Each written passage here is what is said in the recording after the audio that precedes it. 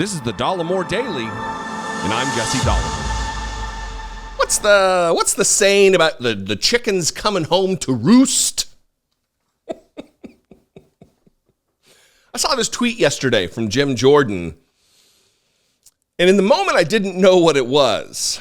But now that I know, it makes it extra just chef's kiss tasty that Republicans have fomented violence, promoted threatening language and literal violence on the campaign trail on the part of their supporters going this way, going out toward Democrats and opponents of the Republican agenda. I myself receive death threats, some less credible, some very credible, on a fairly regular basis, multiple times a month. So when I saw this, it was kind of like, who's this guy? Who's he kidding? Who's he thinking they are? Like they're going to turn over a new leaf now that he's running for speaker? He's going to worry about death threats. And now I've buried the lead. I haven't said what I'm going to talk about. But Republicans are now threatening other Republicans with violence and death because they're not supporting Jim Jordan as Speaker of the House. If that doesn't tell you the caliber of individual who is lockstep behind Jim Jordan's candidacy for Speaker of the House, I don't know what does. Here's the tweet. No American should accost another for their beliefs, says Jim Jordan. We condemn all threats against our colleagues, and it is imperative that we come together. Stop. It's abhorrent. As though he has any moral ground to stand upon. Jim Jordan. I'm going to play a very brief clip from CBS News talking about this, minute 10 or so, and get a load of these Republicans and how they're acting about this as though it is surprising to them that they're being threatened, that their safety is being threatened, that their lives are being threatened, and oh, shudder to think who would be, oh my God, what? It's from Republicans? On Capitol Hill now, some Republicans who voted against GOP Congressman Jim Jordan to be the next Speaker of the House say they're getting death threats. Members plan to take another vote today. Nicole Killian is following all of this for us.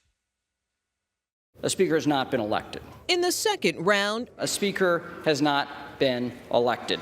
A second strike for Congressman Jim Jordan. The Honorable Jim Jordan of the state of Ohio has received 199. The Ohio Republican failed to reach a majority. So let's get a Republican speaker and get about the people's business. 4 GOP lawmakers initially backed Jordan, but switched their votes Wednesday against him, including Iowa's Marionette Miller Meeks. She said she's getting credible death threats and a barrage of threatening calls, but will not bend to bullies. And New York's Nick LaLota, who hasn't backed Jordan, shared a threat he received, telling him to go F himself and die. Jordan has condemned all threats against colleagues, writing it's imperative that we come together. It's an embarrassment, and this is not what we should be dealing with.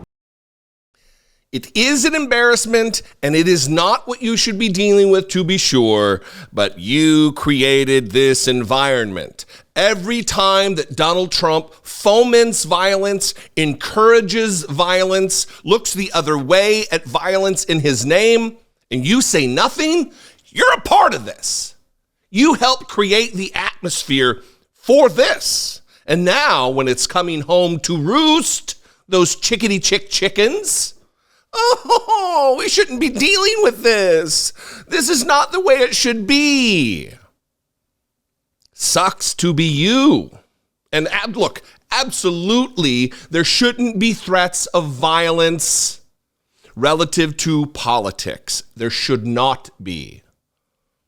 But whose side is doing it? It's not Democrats who are threatening your life.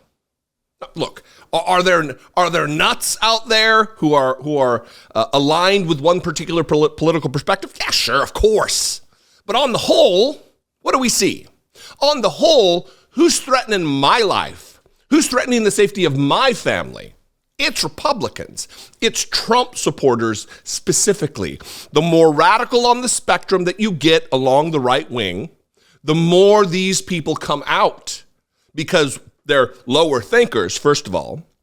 They don't have the cognitive ability or capacity to work through things in a nuanced way without activating that lizard part of their brain that lashes out in violent talk and violent rhetoric. I'm going to kill you.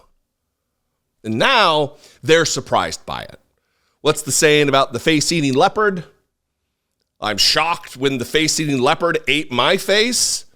You created this atmosphere. You promoted it. You encouraged it. You at the very least, looked the other way.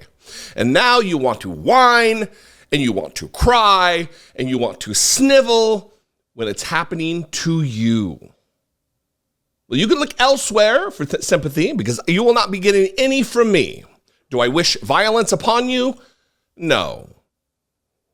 But when you play with matches in bed and you light your bed aflame, you did it.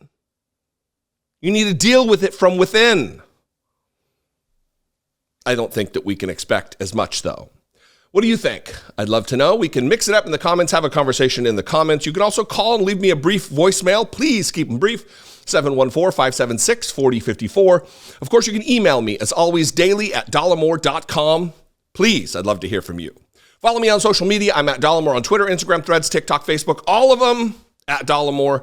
And if I do something for you that you appreciate, if I bring you value, only if I bring you value, please consider supporting and producing this work. You can become a channel member here on YouTube. Click join, see what's involved, hit the super thanks button, or even better, you can go over to patreon.com/IDoubtItPodcast and give there. I appreciate you all. Thank you so much.